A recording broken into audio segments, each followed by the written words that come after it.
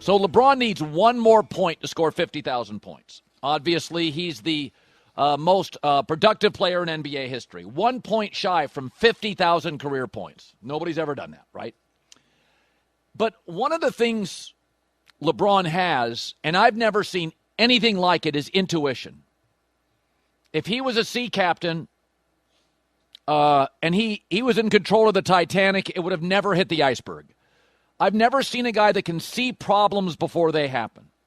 The biggest mess in the NBA is now the Dallas Mavericks. Due to injuries, an awful trade, protests outside the arena, prices are down 40%, fans just sick to their stomach.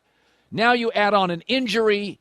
You got a head coach that doesn't trust the GM, fans who can't stand the GM. Dallas is a complete mess. The Kyrie thing just adds to it. Awful injury, awful. And yet, simultaneously, man, Luka's starting to really look good, and the Lakers are in the championship bubble. I mean, think about the timing of LeBron. It's always come in different forms and shapes, but think about this for a second. He bailed on Cleveland. He said, I've been here 7 years. You can't get me another player. He leaves. He was right. He wins titles, goes to 4 straight finals, and Cleveland becomes an even bigger mess. He was right. Then his best friend's D. Wade. He gets to 4 straight finals, but D. Wade is struggling to play back-to-backs. And like a good investor, LeBron is always a year early, better than a year late. He leaves Miami. They fall off a cliff. He goes to Cleveland and wins. Then Kyrie gets in his feels. He carries, J.R. Smith and some quirky guys, hard to convince other pros to come to Cleveland. He bails. Cleveland goes into the tank again. And LeBron goes to Los Angeles. And in Los Angeles, people say, oh, Lonzo Ball, Kyle Kuzma, they got Brandon Ingram, but they had really good young players. LeBron gets them out, gets AD, wins another title. He's right again. And then, over the last couple of years, as LeBron ages, LeBron privately, he did, and you know it, was concerned that AD could not get him easy baskets. AD was a good teammate. They worked together, but they weren't perfect as LeBron aged. And LeBron looked around the league and thought, who can get me easier baskets? The 2 best outlet guys are Jokic, he's locked up in Denver, and Luka. And he gets Luka. And the Lakers are now on fire. AD immediately gets hurt. The entire organization's a mess. Now, I'm supposed to believe that LeBron didn't know. I find that very hard to believe, and you can call him selfish. But here's something you have to call LeBron as well. Right. He is always right. I've never seen anybody with this kind of intuition. Everybody told him, be loyal to Cleveland. He was right. How can you bail on your buddy D. Wade? He was right. You're going back to Cleveland? Cleveland can't win. He was right. Los Angeles, it's a broken franchise. Well, at least you got good young teammates. Now, he was right. AD was the star that just needed help. And then AD's played a couple of really good years, and he stayed mostly healthy. And you know what that means? It was time to sell the stock. You got your title. He was finally consistently healthy. He was older. And LeBron's like, I'm still a top 5 guy in the league. And I think privately LeBron had said, he's a good fit. He's not the perfect fit. And I watched the Dallas Mavericks become a mess over the last 3 weeks. And, some of it's just bad luck. But in my life of watching professional athletes, I'll say it again, he's a good investor. He's like Warren Buffett. He may be a little early, but he's never late. He always knows when it's time to move off. And it was funny, when Luka came here, and again, AD was really good for him. But he was 32 years old, and every Laker fan would watch AD and be absolutely honest. Weren't you always holding your breath? Weren't you always holding your breath? Of course you were. Now, and LeBron does this, when he went to Miami the first time, people said, hey, it's not going to work. It's clunky. You don't have a center. It's not always pretty for LeBron when he first goes to a place. It's not always pretty. It's a little clunky. But he made Miami right. Oh, Kyrie's a bust. Nobody can play with him. He brings over Kevin Love. He's a stat padder, not a winner. Took about a year to get it right. He got it right. Then he brings over AD. Had to get rid of the young kids. Little bumpy early. And then he got it right. So I don't know if Luka's going to win the first year, but every time LeBron hits this crossroads, like Wade, Bosh, and LeBron, they were still good. And the Cavs were still good. And LeBron and AD were still good. But LeBron seeks great. And I do believe he may have been given a day or two heads up, but I think he had grumbled privately that as he aged, AD was a good fit, but not a perfect fit. That LeBron still had to always be the initiator of the offense. And LeBron knew I'd rather be a receiver on some nights, not just the quarterback. So as I watch this just sad mess in Dallas, it reminds me a little bit of the mess in Cleveland and the mess in Miami and the mess in Cleveland. And nobody avoids stepping in it like LeBron. It's not always perfect. The takeoff can be bumpy.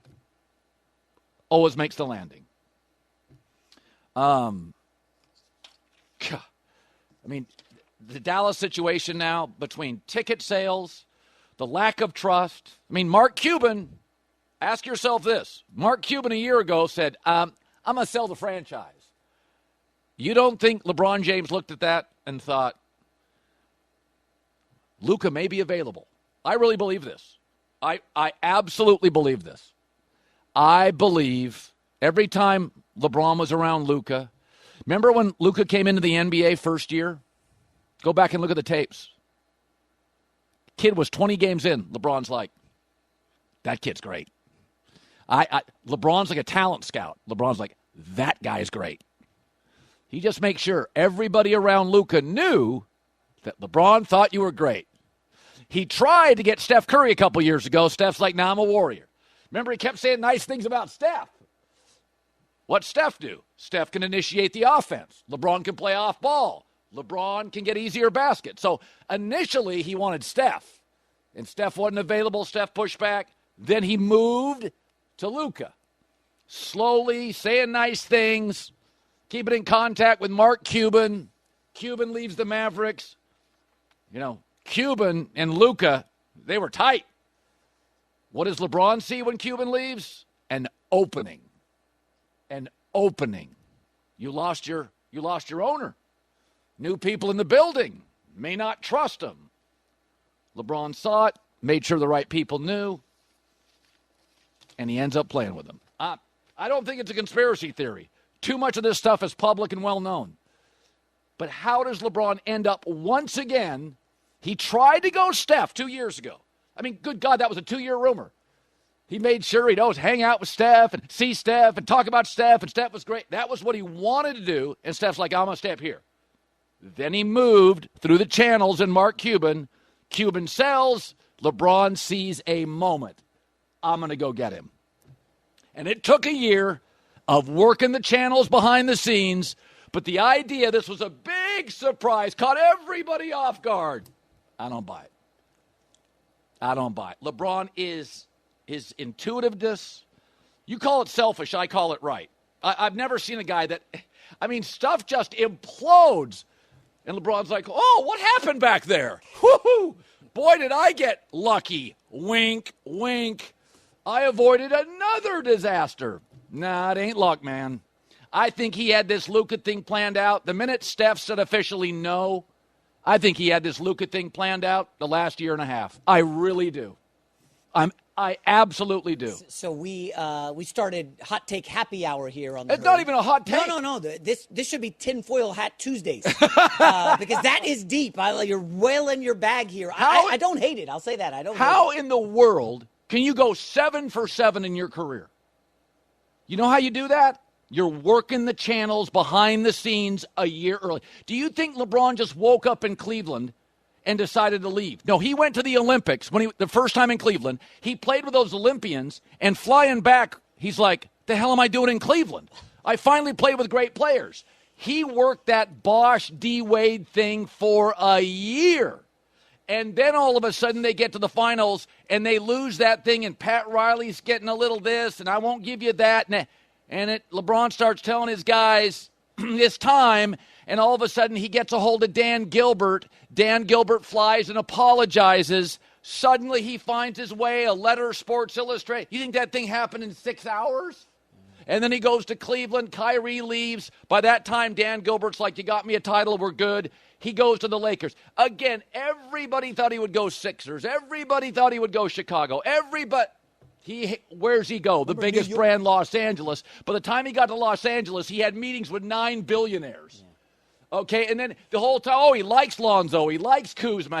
No, he didn't. And he's working the channels. And, by the way, the AD thing with Rich Paul. Who represented AD? Rich Paul. I'm just saying, this stuff isn't happenstance. It's not just random. And it's not a criticism of it. LeBron is a great, intuitive businessman. He is selling the stock early, never late. And all of a sudden, once again, he's got the perfect teammate. The Mavericks are swimming in chaos. Ability to see around corners, see what's coming down the pike. LeBron, listen, you just made a case that he might be the greatest executive in NBA history. The way he's pulling the strings and moving around. Everywhere he goes, he wins, Colin. Everywhere. This is not a criticism. No. He bailed on Wade, and he was right. D-Wade couldn't play back-to-backs anymore. Bosh was having some physical stuff, but it was mostly about D-Wade. His Robin couldn't play. Remember those games against Indiana? D-Wade would be great, and the next day you weren't sure if he could play in the next game. And all I'm saying with this Lucas stuff is you look up today and it's like, are the Lakers the best team in the league after Boston? I think the answer is yes. Ooh. And I'm supposed to believe it's just all happenstance. I think LeBron knew a year ago he started swimming for Steph for a year plus. Steph turned him down. He said, who's my next target? Luka. And I think it was behind the scenes and send a text and a little emoji, just enough to let him know. Believe me, LeBron knows everybody in the league. Back channel it. Make sure Luka knows. And when Mark Cuban sold that team, LeBron James said, there's my moment. That is my moment. Because Cuban and Luka were tight, and LeBron, the great businessman, said, I've got an opening. Yeah. In my head, I see Michael Douglas. Remember the movie Wall Street? He wakes up on the beach, and he's got that clunky cell phone, and he calls Charlie Sheen, and he goes, money never sleeps. Winning never sleeps for LeBron James. He's always got something in play. The next move on the chessboard, he knows it. Woo, Colin, this is a great start to a Tuesday. I'm fired up. Positive. I love it. It's conspiracy theories are, you have to basically, from soup to nuts, a conspiracy theory, there's a couple of loose fits. This isn't a bunch of loose fits. Cleveland, Miami, Cleveland, L.A., bail on Lonzo, the young players, A.D., Luka. This stuff all happened. And the Luka thing is too perfect. It's just too perfect. LeBron's basketball IQ, he looked around this league and he thought, Steph, Jokic, Luka, those are the guys. Well, Jokic isn't going anywhere because Denver will never give him up. Steph, I tried, he didn't want to go. Cuban sells the Mavs. There's my opening.